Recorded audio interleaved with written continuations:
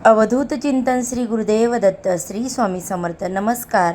माझ्या हे यूट्यूब चॅनलमध्ये तुमच्या सगळ्यांचं अगदी मनापासून स्वागत आहे. आजचा दिवस तुम्हाला खूप छान जावो हीच महाराजांच्या चरणी प्रार्थना करते आणि आपल्या आजच्या या नवीन व्हिडिओला सुरुवात करते. बघा ताईंनो, 18 जूनला विनायक चतुर्थीच्या दिवशी गुरुपुष्यामृत योग आलेला आहे आणि त्यामुळे हा दिवस खास ठरतोय. मग या दिवसाचा लाभ आपण कसा बरं करून घेऊ शकतो, चला बघूया. तर गुरुपुष्यामृत 18 तारखेला सकाळी 6:04 सुरू होणार आहे ते 11:32 असणार आहे. आता हे जे गुरुपुष्यामृत आहे ती कुठल्याही नवीन काम सुरू करण्यासाठी, त्याचबरोबर नवीन खरेदी करण्यासाठी, कुठल्याही शुभ कार्यासाठी शुभ मानलं गेलं आहे.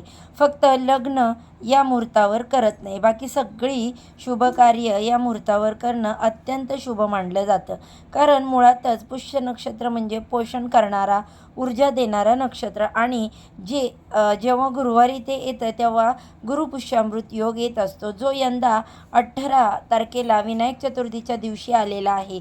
आता विनायक चतुर्थीसुद्धा आली तर मग नक्की गुरुपुष्यामृत योगावर काय करायचं आहे? मुख्य म्हणजे गुरुपुष्यामृत योगावरती लक्ष्मीनारायणाची पूजा केली जाते. आपल्या आर्थिक समस्या दूर व्हाव्या म्हणून, त्याचबरोबर गणपती बाप्पांची सुद्धा पूजा करायची आहे.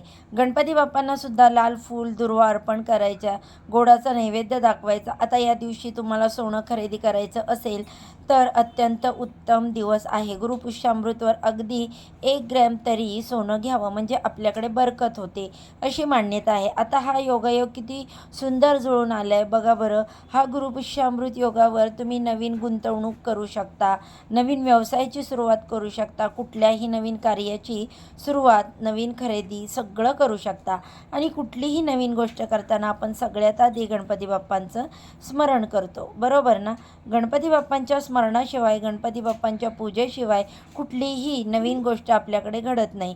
आता इतका सुंदर दिवस आहे की गुरुपुष्यामृत योग आणि चतुर्थीचा दिवस एकत्र आलेला आहे. त्यामुळे तुम्हाला कुठल्याही नवीन संकल्पाची सुरुवात करायची असेल तर हा दिवस वाया जाऊ देऊ नका.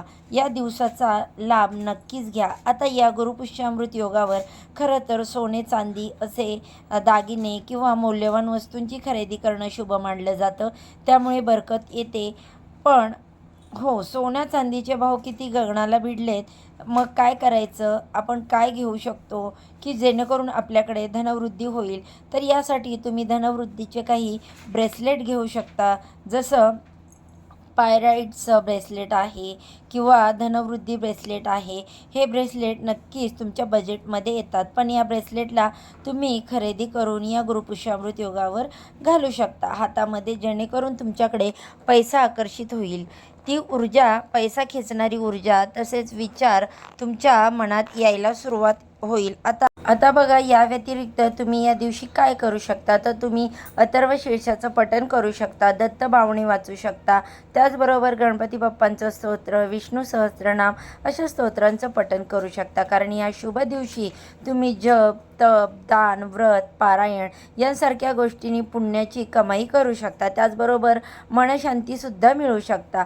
नवीन कोर्सला ॲडमिशन घ्यायचं असेल, नवीन कौशल्य शिकायला सुरुवात करायची असेल, नवीन अभ्यासक्रमाची सुरुवात करायची असेल तर या सगळ्यांसाठी हा दिवस उत्तम मानला जातो. आणि विनायक चतुर्थी या दिवशी आल्यामुळे गणपती बाप्पांचं स्मरण करून बिंदास सुरू करा.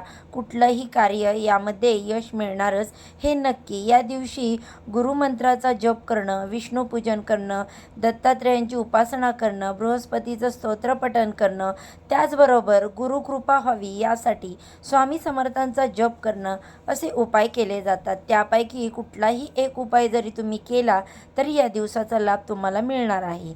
या दिवशी दान कोणत्या गोष्टीचं करावं? हरभरा डाळ, हळद किंवा पिवळे वस्त्र, केळी, गूळ, पिवळी फुलं, धार्मिक ग्रंथ या गोष्टींचे दान करणं पुण्यदायी मानलं जातं. गुरुपुष्यामृत योगावर काय टाळावं?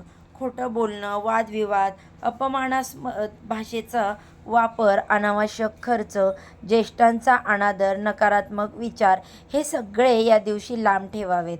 ज्योतिषशास्त्रानुसार गुरुग्रह ज्ञान, धन, भाग्य, विवाह, संतती आणि आध्यात्मिक प्रगतीचा कारक मानला जातो आणि पुष्य नक्षत्राच्या शुभ ऊर्जाबरोबरच गुरुवारचा दिवस हा अत्यंत फलदायी असतो. त्यात विनायक चतुर्थी म्हणजे दुग्ध शर्करा योग अशी सुंदर तिथी दवडू नका. या तिथीला लाभ घ्या आणि जास्तीत जास्त सकारात्मक ऊर्जेचा संचय स्वतःमध्ये करा.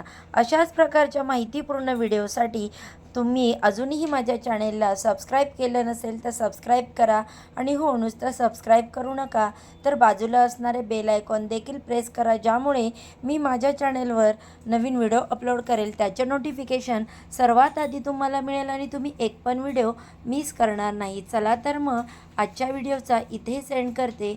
उद्या अशाच छानशा माहितीसोबत पुन्हा नव्याने भेटू. सर्वांना श्री स्वामी समर्थ. गणपती बाप्पा मोरया.